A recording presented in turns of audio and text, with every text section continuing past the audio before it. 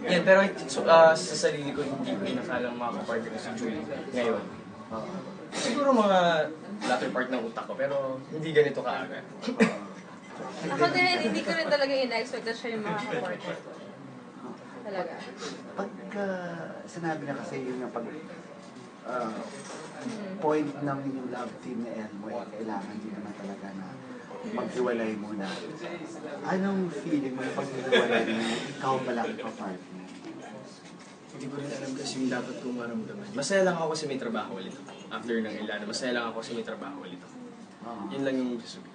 Pero syempre, Julian, sana siya ang makapartner mo. Wow. Si Christopher Martin din eh. Ako din eh. Magbulang kami dalawa. Pero yun nga, hindi mo maalam parang si Christopher Martin pala after Elmo, siya ang papartner sa'yo. Parang feeling ka rin sa iba.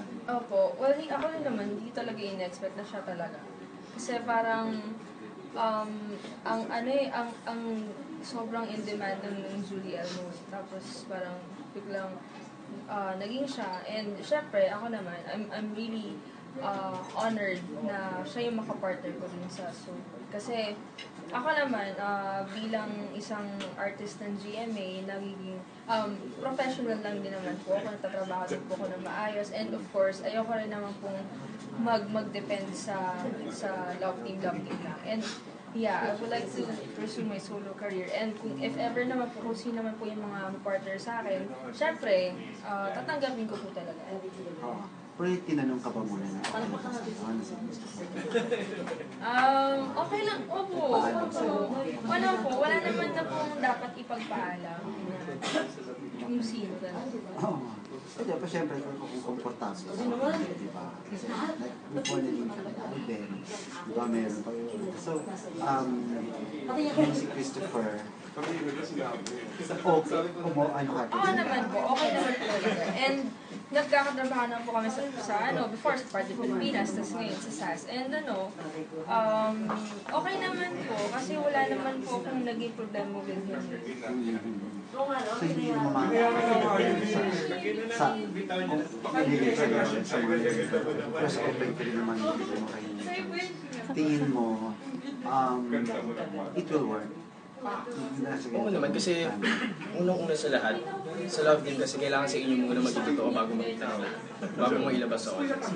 Eh bilang artista kami, yun yung dapat namin gawin. Yun yung trabaho. And hindi ka naman kasi before nababalita na parang kumontra yung mga Julian. So nakaranas ko ng mga parang pang-Julie sa mga Julie. Hindi naman, may mga nababasa pero hindi naman yung papatay. Wala naman mga death threats naman na nagagana. Pero sinasabi lang, Julie mo pa rin kami, ganyan. Sa akin hinahatid, kasi ganyan naman talaga eh. Hindi lang naman ako yung unang na ganyan eh. Madami rin namang dumaan sa ganyang sitwasyon. So parang sa akin, patrabaho lang namin. Hindi na, wala naman personal. So how does it feel na parang nakakatanggap ka ng mga kumukot sa pagpasok na dito sa buhay ni Julian? Hindi ko alam eh. Pero at least madaming manonood. Sigurado ako dami nanonood dahil magka-curious sila. Lalo yung mga haters, mga bashers. Na-challenge ka. Matcha-challenge ako siya. Isa na yun. Yeah, so hindi mo talaga maiwasan, di ba? Kahit naman na sino, kung sino, kung kanino sila naging comfortable na panoorin. Di ba? Like, kunwari, Chris Boy. Tapos sa amin, Julia. Parang nasanay na siguro sila. And I think, this is gonna work kasi, bago to eh. Kumbaga, sana. At rin naman na. Okay naman po. Oo naman po talaga. Napapanahon na rin naman na pwede. Oo naman po. Tsaka, hindi lang naman kami nasa stuck sa isang cage eh. Kumbaga, 'di ba? Kailangan din namin makatrabaho yung mga ibang artista. Kailangan din namin makatrabaho yung mga ibang artista para makapag-explore kami, 'di ba? Para mag-grow din kami. Pero syempre, for a love team, yung nandun yung Tapos po, di ba? Sinapakita pa yung nagkakagustuhan ikaw ba, posible ka rin naman sa kung alam ni Joyce, pwede ka naman talaga ng forward. Sige, ilagay na natin sa point na sige, walang choice siya ganap. Ayoko naman magsara kasi hindi ko naman sabihin hindi ko naman sabihin oo. Pero kung sandalin, open naman ako. Oo. Ganun ka rin. Ganun Gusto mo din. pa madala din doon? Wala po eh, hindi ko po masasabi yan ngayon. Kung ano po yung will na Lord. Yan. Yes! Ikaw ba man? Oo naman, di ba? Open ka na rin ba madala? Open ka na rin ba? For Sa now, pagbiyang makarin? Para ka na rin ng boyfriend? Actually, ayoko po muna eh. Ayoko po muna talaga muna. Kahit na, although sinasabi na pwede na, pero ayoko po muna. Kasi marami po akong priority sa buhay.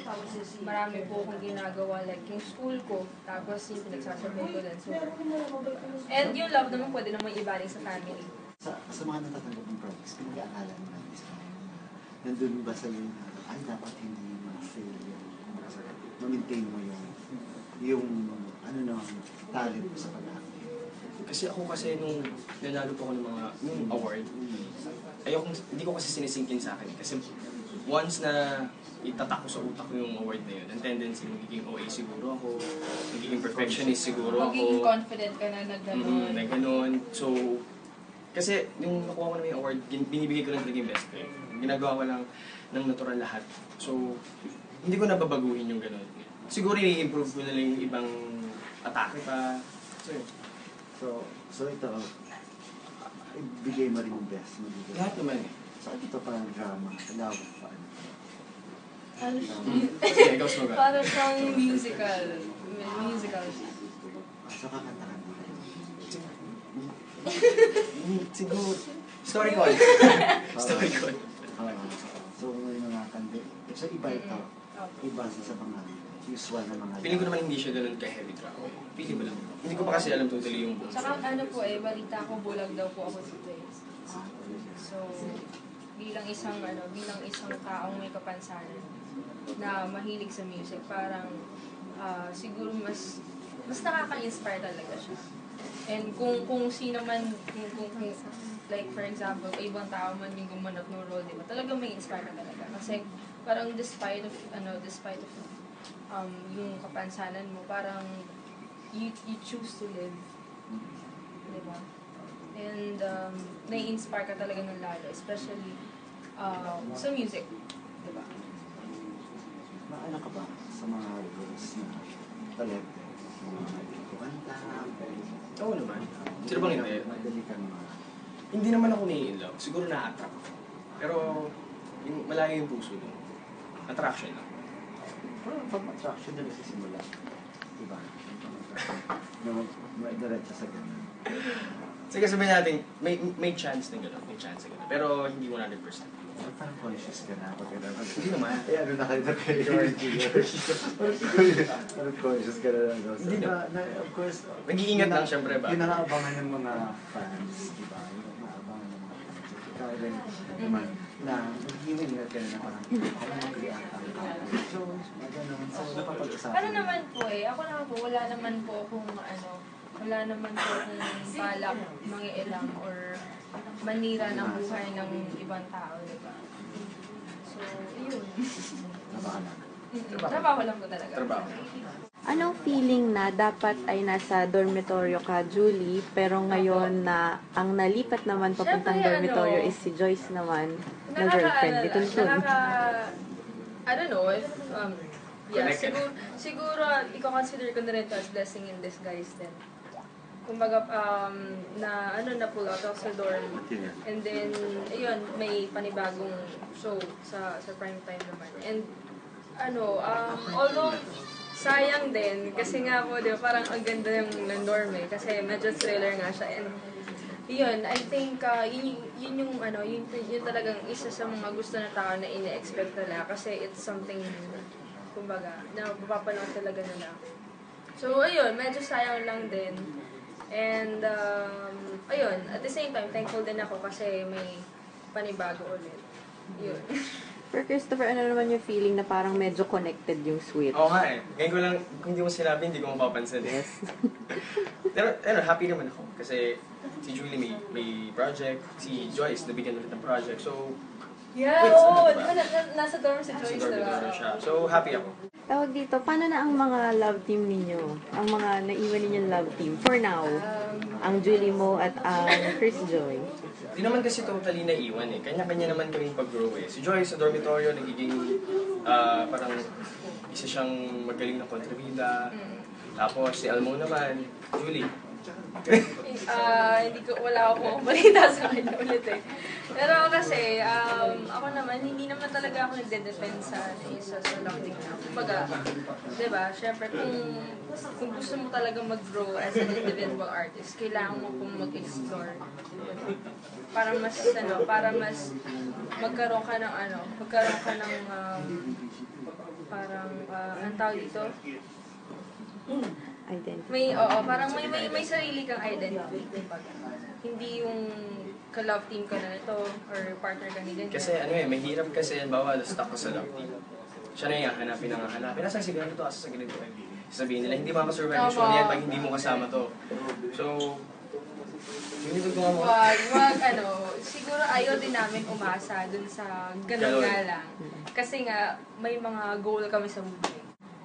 Ano ang mga message nyo sa mga tao ngayon na susuporta sa inyong bagong love? Wow, Hannes. Paano, ba to?